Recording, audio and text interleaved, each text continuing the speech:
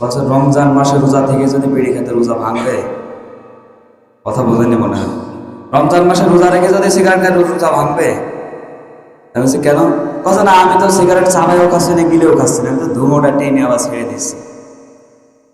আপনারা বোঝেননি মনে হয়। আমার কথায় তো যুক্তি আছে তো, ধুমো তো আর চাবাই আর গিলে খাওয়া যায় না, যায়? বলছে আমি তো ধুমো টেনে আবার ছেড়ে দিচ্ছি, নাক দিয়েও মুখ দিয়ে ছেড়ে দিচ্ছি, নাহলে আমার রোজা ভাঙবে কেন? তাই বললাম তাই তোমার এই হাদিস দিয়েছে কিনা? কথা আমার কাছে দিয়া লাগে, ওই বড় মুক্তি। তা আমি বললাম তোমার তো রোজা হবেই না, ভাঙবে কোথা থেকে? কথা না, তোমার সাথে আর হবে না, যেই বলে দিয়েছি সে আর হবে না। তাকে আপনারা বলেন তো, বিড়ি খেলে রোজা হবে? বলেন, আপনারা বললেন কিন্তু।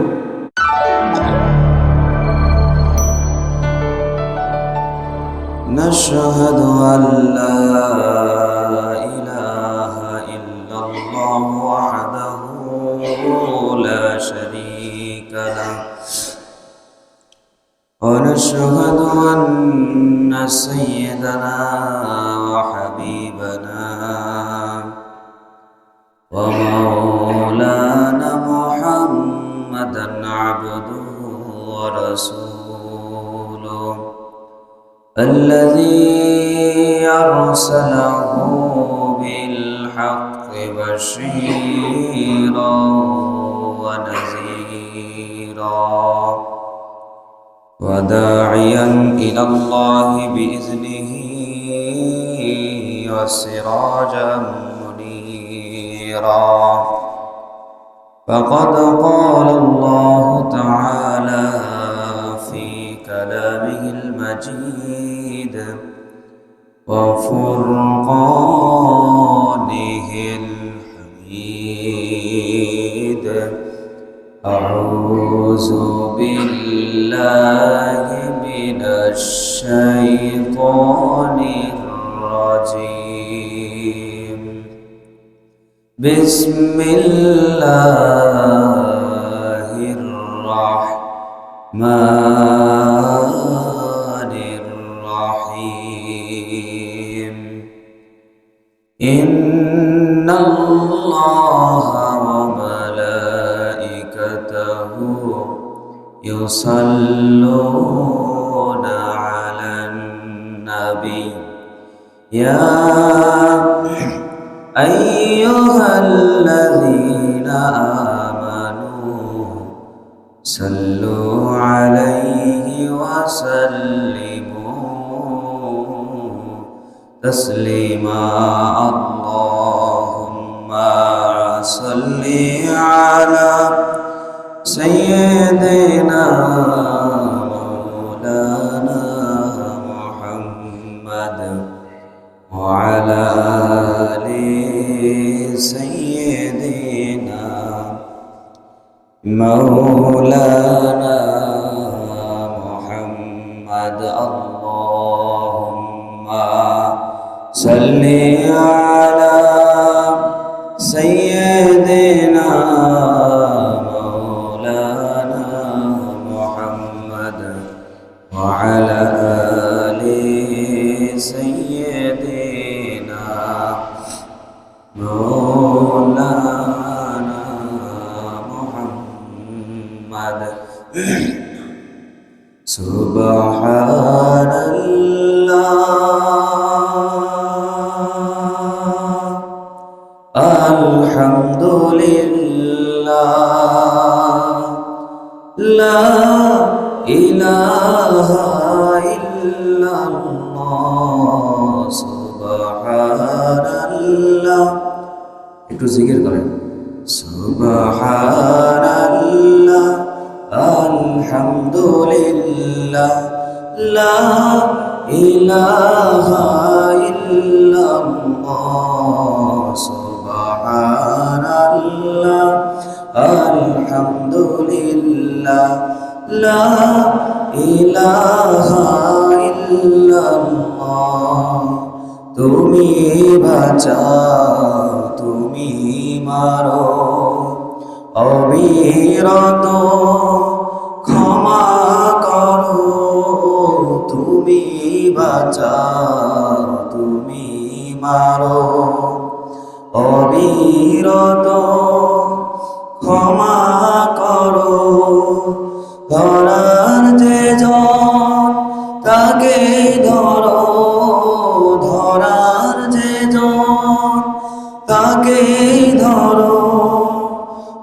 তোমার মুঠোয় সবে আল্লাহ, সুবহানাল্লাহ আলহামদুলিল্লাহ লা ইলাহা ইল্লাল্লাহ, সুবহানাল্লাহ আলহামদুলিল্লাহ লা ইলাহা ইল্লাল্লাহ, লা ইলাহা ইল্লাল্লাহ মুহাম্মাদুর রাসূলুল্লাহ সাল্লাল্লাহু আলাইহি ওয়াসাল্লাম। সম্মানিত হাজিরিন, সম্মানিত মুসল্লিয়ান ইকরাম, আমরা সর্বপ্রথম শুকরিয়া আদায় করি যে মালিক আমাদেরকে তার প্রিয় ঘর মসজিদের ভিতরে আসার বসার তৌফিক দান করেছেন। বলছি আলহামদুলিল্লাহ। লক্ষ্য করে দুরূদ ও সালাম পেশ করছি মহামানবতার কাণ্ডারি দো জাহানের বাদশাহ হুজুরে পাক এর দরবারে বলে সাল্লাল্লাহু আলাইহি ওয়াসাল্লাম।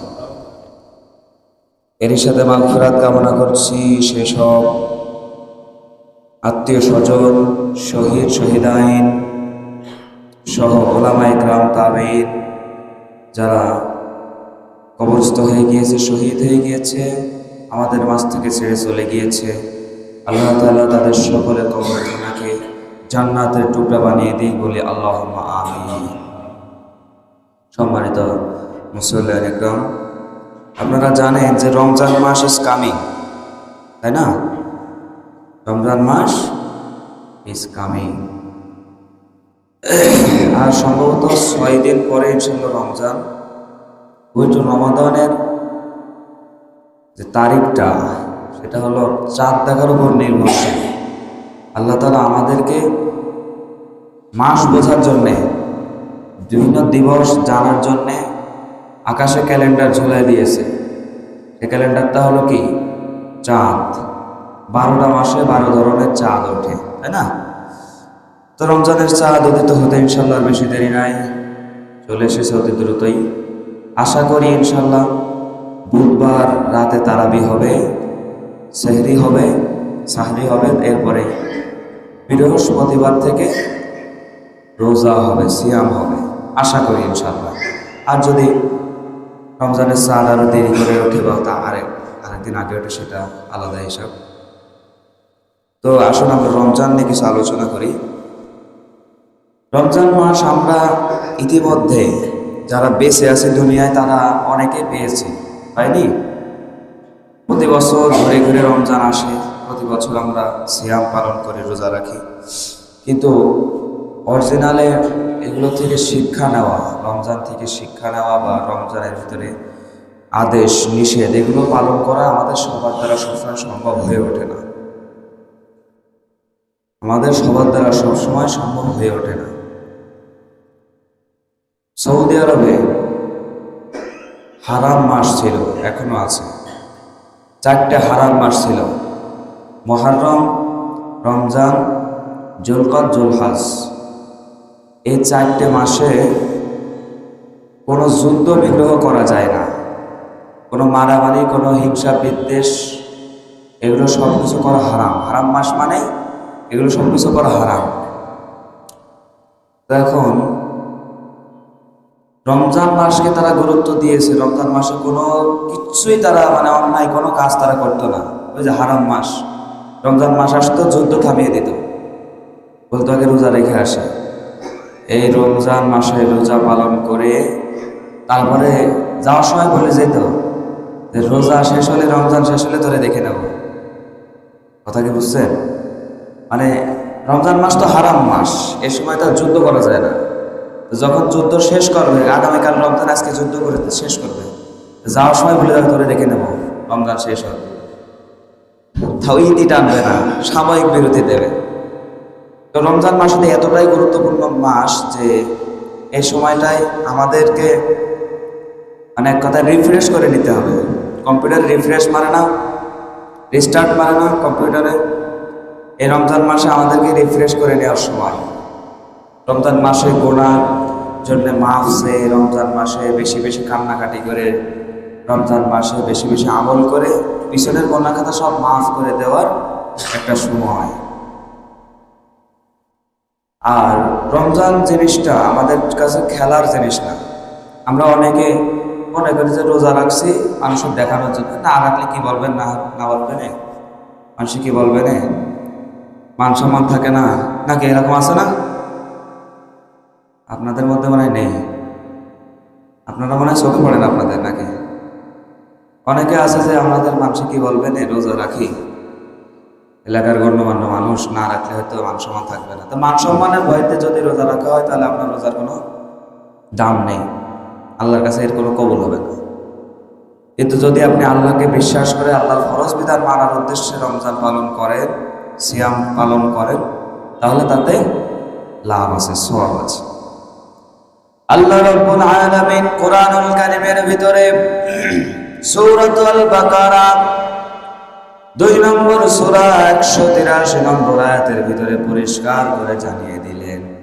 আল্লাহ বললেন, ইয়া আইয়ুহাল্লাযীনা আমানু কুতিবা আলাইকুমুস সিয়াম কুতিবা আলাইকুমুস সিয়াম কামা কুতিবা আলাল্লাযীনা মিন ক্বাবলিকুম লাআল্লাকুম তাত্তাকুন। কয় নম্বর সূরা বলেন? কয় নম্বর সূরা? ভুলে গেছেন না মনে থাকছেন? আপনারা তো কোনো গুরুত্ব দিচ্ছেন না দেখছি। আপনাদের আমি এখানে এতক্ষণ যে কথা বলি এর একটা উদ্দেশ্য আছে জানেন? আমি তো ফাও এখানে দাঁড়ায় কথা বলি না। আমার ঝড় হোক, বৃষ্টি হোক, শরীর খারাপ হোক, তারপরে এসে আপনাদের সামনে কোরআন হাদিসের কথা বলে একটা উদ্দেশ্য আছে। তার কারণ হলো এলাকার বাসীর ইমাম যেহেতু আমি, সেহেতু তাদের প্রত্যেক সময়, প্রত্যেক দিন, মানে প্রত্যেক সিচুয়েশন অনুযায়ী তাদের সিস্টেমগুলো অনুসরণ করিয়ে দেওয়া, মনে করে দেওয়া। আপনাদের রমজান মাসে হয়তো অনেক কিছু ভুলে গিয়েছেন, সেই বিষয়ে আমার কিছু মনে করে দেওয়া আমার দায়িত্ব। তা আপনারা যদি আমার সাথে কথা না বলেন তাহলে তো মাথায় কিছু ঢোকবে না, তাহলে আমার আর কথা বলে কি লাভ হবে? আমার কিন্তু কথা বলে তখন লাভ হবে না। এটা হলো সূরাতুল বাকারা 2 নম্বর সূরা 183 নম্বর আয়াত। আল্লাহ বললেন, ইয়া আইয়ুহাল্লাযীনা আমানু, ঈমানদার বান্দারা, যারা ঈমান এনেছো, ঈমানদার পরিবার বর্গ, আমানু কুতিবা লিখে দেওয়া হলো। কুতিবা মানে ফরজ করে দেওয়া হলো, লিখে দেওয়া হলো, স্টাম্প করে দেওয়া হলো, রেজিস্ট্রেশন করে দেওয়া হলো। আলাইকুমুস সিয়াম, রোজা রাখা, সিয়াম পালন করা, উপোস থাকা তোমাদের জন্য ফরজ করে দেওয়া হয়েছে। কামা যেভাবে করা হয়েছিল, কুতিবা আলাইকুম কামা কুতিবা আলাল্লাযীনা মিন ক্বাবলিকুম, যেভাবে ফরজ কুতিবা করা হয়েছিল, যেভাবে লিপিবদ্ধ করা হয়েছিল, যেভাবে রেজিস্ট্রেশন করা হয়েছিল তোমাদের পূর্ববর্তী পুরুষদের উপর, ঠিক সেইভাবে তোমাদেরকেও রেজিস্ট্রেশন করা হলো। লাআল্লাকুম তাত্তাকুন, যেন তোমরা আমাকে ভয় করতে শিখে যাও। এবার বললেন, আল্লাহ রোজা ফরজ করেছে ভালো কথা, এখানে ভয় পাওয়ার কি আছে? প্রশ্ন আছে না? বলেন। আল্লাহ যে বলছে লাআল্লাকুম তাত্তাকুন, আমাকে ভয় করতে যেন শেখো, এই জন্য রোজা ফরজ করেছে। আমাকে তাওয়াক্কুল করার জন্য, আমার উপর তাকওয়া আনার জন্য আমি তোমাদের উপর রোজা ফরজ করেছি। এখন ভয় বলবেন, তাহলে আল্লাহকে ভয় করার কি হলো এখানে? আল্লাহর ভয় কি? শোনেন, আমরা সারাদিন না খেয়ে থাকি, কষ্ট হয় না? হয় না?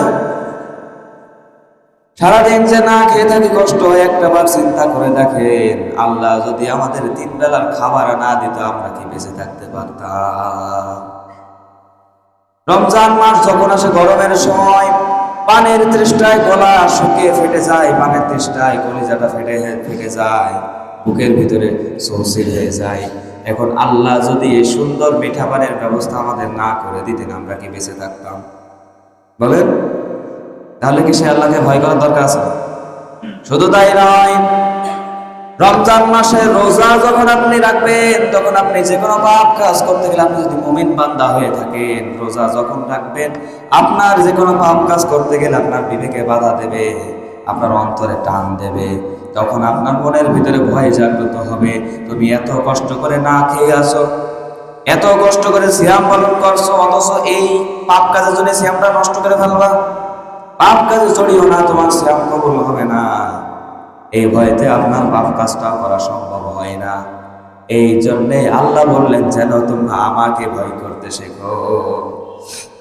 তার মানে শুধু রমজান মাসে বিড়ি খাওয়া যাবে না, সারা জীবন খাবো? হ্যাঁ, এরম নিয়ম আছে? রমজান মাসটা দিয়েছে ভয় করতে হবে, ভয় করা শেখার জন্য, যে আসলে ভয় কি জিনিস আল্লাহ। তাই বলে শুধু রমজান মাসে বিড়ি খাওয়া, মদ খাওয়া, সুদ ঘুষ খাওয়া, আবার শুরু ঈদ যাওয়ার পরে, নাকি এরকম কিছু না। আল্লাহ বললেন তাকওয়াবান যেন হতে পারো। ওই মাসটা শুধু ভয় করো এই কথা বলেনি, আল্লাহ বলছে যেন তাকওয়াবান হতে পারো, ভয় যেন করা শিখতে পারো, ভয় যেন করা শিখতে পারো। তার মানে ওই মাস থেকে শিক্ষা নিয়ে অপর 11 মাসে যেন তোমরা আমাকে ভয় করতে পারো, আর 11 মাস যেন আমাকে ভয় করে পাপ কাজ করাকে ছেড়ে দিতে পারো। এই জন্য রমজান মাস আমি পাঠাইছি। আবার এর ভিতরে যখন আমরা রমজান মাসে রোজা পালন করতে পারি না, সেই জন্য আল্লাহ তাআলা আয়াত নাযিল করে দিলেন। আল্লাহ বললেন আইয়ামাম মা'দুদাত ফামান কানা মিনকুম মারিদান আও আলা সাফারিন ফা'iদ্দাতুম মিন আইয়ামিন উখর وعلى الذين يطيقونه فدية طعام مسكين।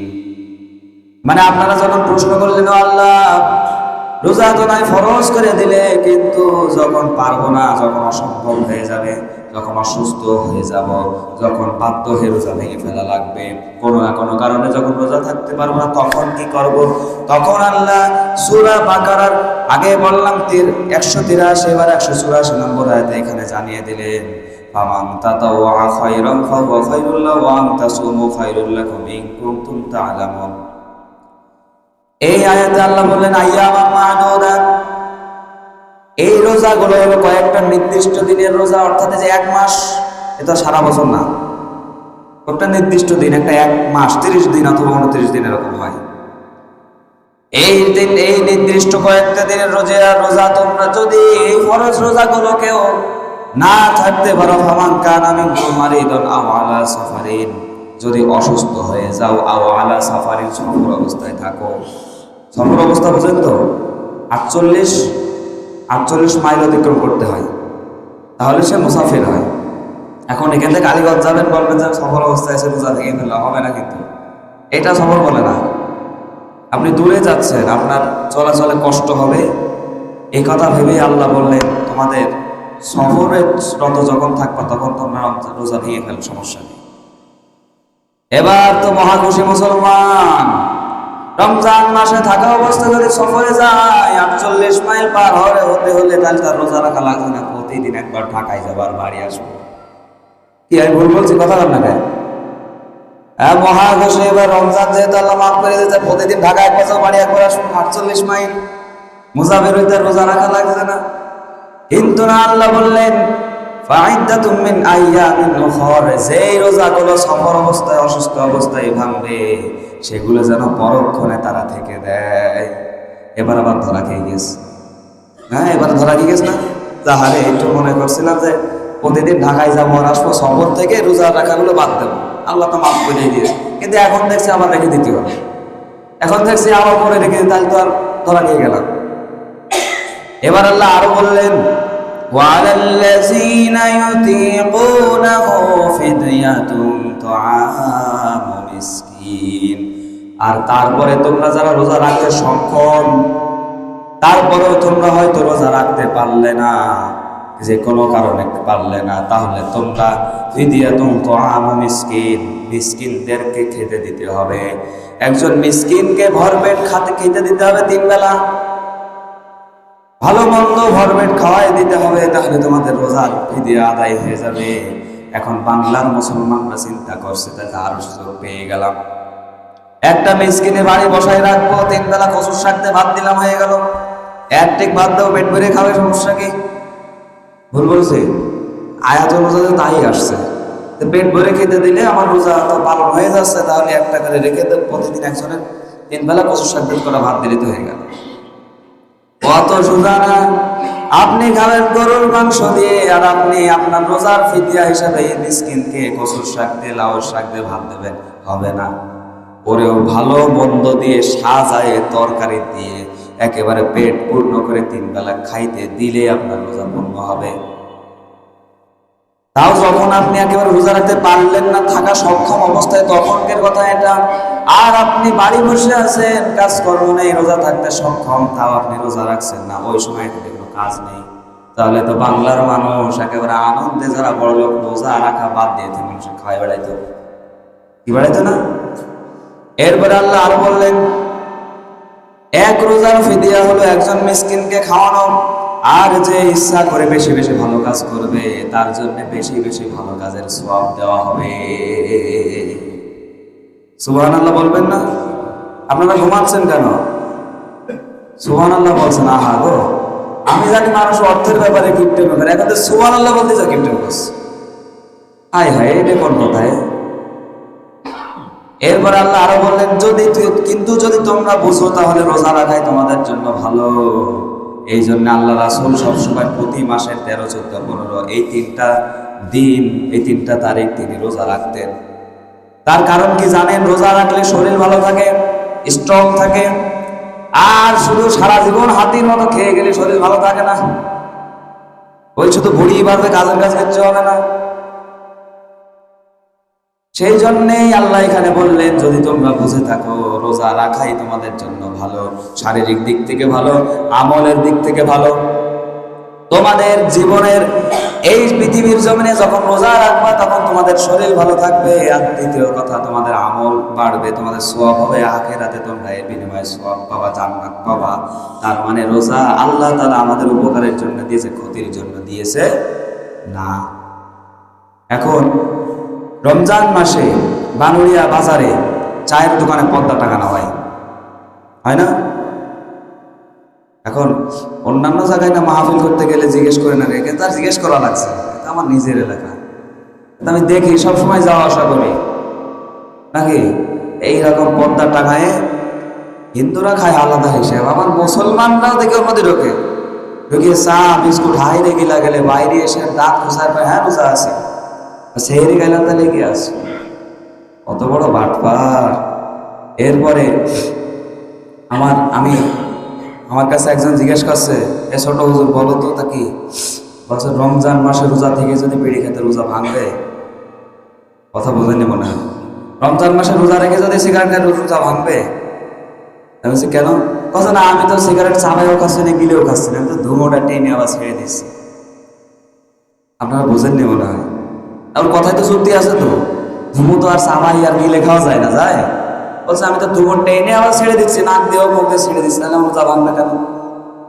তাই বললাম, তাই তোমার এই হাদিস দিয়েছে কেনা? কথা আমাকে দিয়া লাগে, ওই বড় মুক্তি। তা আমি বললাম তোমার তো রোজা হবেই না, ভাঙবে কোথা থেকে? কথা না, তোমার সাথে হবে না, যেই বলে দিয়েছি সে আর হবে না। তাকে আপনারা বলেন তো, বিড়ি খেলে রোজা হবে? বলেন, আপনারা বললেন কিন্তু কেন হবে না? তার কারণ হলো, বিড়ি হলো মাদক সেক্টরে পড়ে। মাদকের যে ক্যাটাগরি, এর ভিতরে বিড়ি, সিগারেট, তামাক, জর্দা, এই পান দিয়ে যারা জর্দা খান তাদেরও বলছে কিন্তু, এখন পান খাওয়ালার আরামে ঘুরে বেড়ায় না, পান খাওয়া জর্দা খাওয়া হারাম, মানে পানের ভিতরে জর্দা খাওয়া হারাম। জর্দা, বিড়ি, তামাক, তারপরে মদ, ফেন্সিডিল, গাঁজা সহ এই যাবতীয় যা আছে সবই কিন্তু মাদক। এই কারণে আল্লাহ তাআলা মাদককে হারাম করেছে। হরিমা আলাইকুমুল মাইতাতু, এই মাইতা তো আমরা মদ মনে করি, মদ না, মাদক। এই ক্যাটাগরির ভিতরে এই সমস্ত সবকিছু আছে, এই সব কিছু হারাম করেছে। এখন রমজান মাসে না খেয়ে থেকে সারাদিন ধরে কষ্ট করে, পানি খেলেন না, ভাত খেলেন না, এত কষ্ট করে যদি বিড়ি টানেন, আপনার গ্যারান্টি দিয়ে বলছি মাদক গ্রহণ করলে রোজা হবে না। ফাও কাজে না খেয়ে থেকে আপনি বাড়িতে ভাত খান, তাহলে লাভ হবে। এরপরে আল্লাহ আরো বললেন, শাহরু রমাদানাল্লাযী উনজিলা ফীহিল কুরআনু হুদাল লিন্নাসি ওয়া বাইয়িনাতিম মিনাল হুদা ওয়াল ফুরকান ফামান শাহিদা মিনকুমুশ শাহরা ফালইয়াসুম ومن كان مريضا أو على سفر فعدة من أيام أخر يريد الله بكم اليسر ولا يريد بكم العسر ولتكملوا العدة ولتكبروا الله على ما هداكم ولعلكم تشكرون। এটা হলো সূরাত বাকারা 185 নম্বর আয়াত। পরপর সিরিয়াল আসছে 83, 84, 85। সূরা বাকারা 183, 84, 85। এখানে আল্লাহ বললেন শাহরু রমাদান আল্লাযী উনজিলা ফীহিল কুরআন।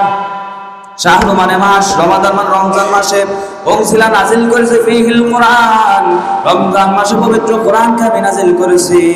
হুদাল লিন্নাস, মানুষের হেদায়েত স্বরূপ, মানুষকে হেদায়েতে আনার জন্য। রমজান মাসে আপনি আল্লাহকে ভয় করে পাপ করা ছাড়বেন, এটা হলো হেদায়েত। রমজান মাসে আল্লাহকে ভয় করে আপনি মাদককে ছেড়ে দেবেন, এটা হলো আল্লাহর পক্ষ থেকে হেদায়েত। এই জন্য বললেন মানুষের হেদায়েতের জন্য পাঠিয়েছে। শুধু তাই নয়, আল্লাহ বললেন বাইনাতিন মিনাল হুদা ওয়াল ফুরকান। ফুরকান শব্দটির ব্যাকরণিক ভাষায় শাব্দিক অর্থ হলো সত্য মিথ্যার পার্থক্যকারী, হক বাতিলের পার্থক্যকারী। সুতরাং রমজান মাসে যেহেতু কোরআনকে আমি নাজিল করেছি, এটা সত্য মিথ্যার পার্থক্যকারী হিসেবে নাজিল করেছি। এ মাসে আমরা সত্য মিথ্যার পার্থক্য তো করতে পারি না।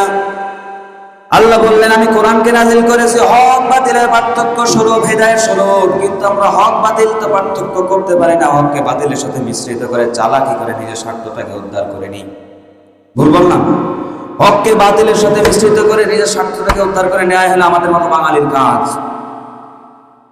আল্লাহ বলেছেন তোমরা আমার পথে সত্য হয়ে সীসাধারা প্রাচীরের মতো ঐক্যবদ্ধ হয়ে তোমরা আমার পথে লড়াই করবা। আর আমরা হকের পথে থাকি, আবার বলি জান বাঁচানো ফরজ। হকের পথে থাকি, আবার বলি জান বাঁচানো ফরজ, মায়ের কার বইতে দে দৌড়। এরকম করলে এই সত্য মিথ্যার পার্থক্যকারী কোনো লাভ হলো না। এরপর আল্লাহ আরো বললেন তাই এখন থেকে যে ব্যক্তি এ মাস পাবে, রমজান মাস যে ব্যক্তি পাবে, তার কর্তব্য হলো সে যেন পুরো মাস রোজা রেখে দেয়, পুরো মাস যেন সিয়াম পালন করে। এবং যে অসুস্থ থাকবে বা সফরে থাকবে, সেটা কথা আগে বললাম, যে সফরে থাকবে অসুস্থ থাকবে সে রোজা থেকে পরে রেখে দেবে। এবং আল্লাহ আরো বললেন তোমাদের জন্য কঠিন কোনো জিনিস আমি চাপাইয়ে দিই না। রোজা রাখা কি বেশি কঠিন, বেশি কষ্ট? বরং রমজান মাস চলে গেলে আরো মায়া লাগে, আরো কষ্ট হয়ে যায়, হাত চলে গেল, বরকত পর আসছে। আর যদি তোমরা বুঝে থাকো রোজার সংখ্যা পূর্ণ, আর যদি তোমরা বুঝে থাকো তাহলে তোমাদের জন্য এটাই সহজ কাজ। এই জন্য এই নিয়ম দেওয়া হয়েছে তোমরা যাতে রোজা 30টায় সংখ্যা পূর্ণ করতে পারো। আর এই কারণে আমি যে তোমাদেরকে দয়া করেছি, এই কারণে তোমরা শুকরিয়া আদায় করতে পারো। আল্লাহ বললেন আমার শুকরিয়া তোমরা আদায় করতে পারো, আমি যে তোমাদের উপর দয়া করেছি। আর আমরা শুকরিয়া তো দূরের কথা, আল্লাহর নাফরমানিতে 24টা ঘন্টা 24টা মিনিট 24টা সেকেন্ডে লিপ্ত থাকে। ভুল বললাম? কথা কয় না কেন? এবার আসেন হাদিসের দিকে।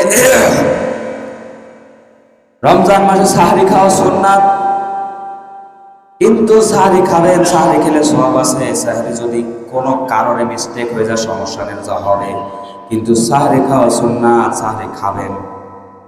রমজান মাসে সেহরি 1 গ্লাস পানি দিয়ে হলেও খাবেন, একটা খেজুর হলেও খাবেন, মিস করা যাবে না।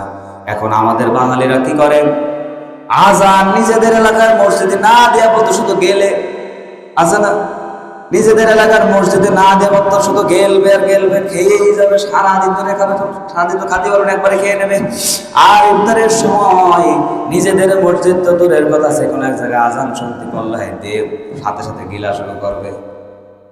আমরা এগুলো খাওয়ার বিধান বানিয়ে নিয়েছি, কিন্তু না, রমজান মাসটাই কম খাওয়ার বিধান, বেশি খাওয়ার বিধান না। এবার আসেন সাহরি। আর আরেকটা কথা, সেহরিকেও বলবেন না। সেহরির আরেকটা কি যেন একটা অর্থ আছে, আমার খেয়াল পড়ছে না। সেহরি মানে জাদু, সেহরি মানে জাদু। আর সিনের ওপরে সাদ জবর দেওয়া হয় সাহরি, সাহরি মানে হচ্ছে পবিত্র খাবার। তো কেউ সেহরি বলবেন না, মজিদ সাহেব সেহরি বলবেন না, সাহরি বলবেন। তাহলে সেহরি খাওয়ার কথা বললে জাদু খাওয়ার সময় হয়েছে এরকম হয়ে যাবে, সাহরি বলবেন। দ্বিতীয় কথা হলো, রমজান মাসে মজিদ সাহেব আপনি ডাকবেন, কিন্তু মাইকে গজল বাজাবেন না। আপনি 10 মিনিট 20 মিনিট পরে ডাকবেন, কিন্তু মাইকে গজল বাজাবেন না। তার কারণ হচ্ছে কি বলি, অনেকে রমজান মাসে আগে আগে ওঠে, সেই দিকে অসুস্থ মানুষ সেই দিকে শুয়ে পড়ে, তার ঘুমের ডিস্টার্ব হবে। আবার অনেকে আগে আগে সেই দিকে নফল সালাত আদায় করে, তার নামাজের ডিস্টার্ব হবে। এটা হলো হাদিসের কথা। আবার অনেকে আল্লাহর কাছে ধ্যানে নিমগ্ন থাকে, তার ধ্যানটাকে বিঘ্ন ঘটাতে পারে আপনার গজলটাকে বাজালে। আপনি ডাকবেন, আপনার 10 মিনিট 15 মিনিট পরে ডাকবেন, কিন্তু গজল বাজাবেন না। আগে তো, এখন তো মাইকে ডাকে আপনারা বেঁচে গিয়েছেন, আগে ঢোল পিটোয় ডাকতো। বাড়ির দরজায় যে সকালে রাত 3টা থেকে ঢোল ধুমধাম করে ডাকা শুরু করতে, আপনাদের ঘুম হারাম করে দিত। আপনারা বেঁচে গিয়েছেন এখন। আচ্ছা, এবার রমজান মাসে ধরেন সারাদিন রোজা রাখলেন, এবার তারাবির দিকে আসে। ইফতার হলো, ইফতারের সাহারি করবেন একেবারে শেষ টাইমে, নিয়ম একেবারে শেষ টাইমে সাহারি করবেন, এটা সুন্নাত। আর ইফতার একেবারে প্রথম টাইমে ইফতার করবেন, সূর্যাস্ত যাওয়ার সাথে সাথেই ইফতার করবেন, দেরি করা যাবে না, এটাও সুন্নাত। এবার আসেন তারাবি। তারাবি নিয়ে গ্যাঞ্জাম হচ্ছিল। তারাবি অনেকে বলে 8 রাকাত, 12 রাকাত, 20 রাকাত। আচ্ছা, আমি আপনাদের 8 রাকাতই পড়াবো, 2 ঘন্টা দাঁড়িয়ে থাকা লাগবে, পারবেন? পারবেন? কিন্তু হাদিস কি বলছে দেখেন, তারা 8 রাকাত পড়তো 5 ঘন্টা ধরে, এক এক রাকাতে এক এক পারা করে পড়েছে হাফেজে কোরআনরা। আপনি পারবেন? তাহলে যারা 8 রাকাত পড়ছে আপনার সমস্যা নেই। আপনিও 20 রাকাত পড়েন, আমি কেরাত ছোট করে দিই, তাও কিন্তু 5 ঘন্টা লাগবে। দাঁড়াতে পারবেন? টাইম শর্ট করা যাবে না। রাকাত আপনি 40 রাকাত করতে পারেন, সমস্যা নেই, কিন্তু টাইম শর্ট করা যাবে না। ওখানে এক কথা, তারাবি শব্দের অর্থ কি জানেন আপনারা? তারাবি শব্দ হচ্ছে বিশ্রাম, রেস্ট। সারাদিন ক্লান্তি থেকে ক্লান্ত হয়ে এই সময় এসে দাঁড়িয়ে, আল্লাহর স্মরণে দাঁড়িয়ে পবিত্র কোরআন সুমধুর কণ্ঠ শুনে হৃদয়টাকে প্রশান্ত করা, এটার নাম হলো তারাবি। এখন শুধু উঠলাম নামলাম, উঠলাম নামলাম, মুরগির মতো শুধু ঠোকর মারলাম, তাহলে এটা কি রেস্ট হইল? হ্যাঁ, ওটা ব্যায়াম হয়ে গেল না, ওইটা না। আপনি 20 রাকাত তারাবি আমি পড়াবো, সমস্যা নেই, কিন্তু ধৈর্য ধরা লাগবে। আমি কিন্তু কোনোদিন তারাবি ওই 5G স্পিডে তারাবি কোনোদিন পড়াইনি। আমি আগাগোড়ায় সবসময় আমি ধীরে ধীরে আস্তে আস্তে পড়েছি, কারণ কোরআনের নিয়ম হলো ওয়ারাত্তিলিল কুরআনা তারতিলা, তোমরা তারতিলের সাথে, ধৈর্যের সাথে সুন্দরভাবে মলিন কণ্ঠে তেলাওয়াত করো। তাড়াতাড়ি করলে ওর ফজিলত থাকে না।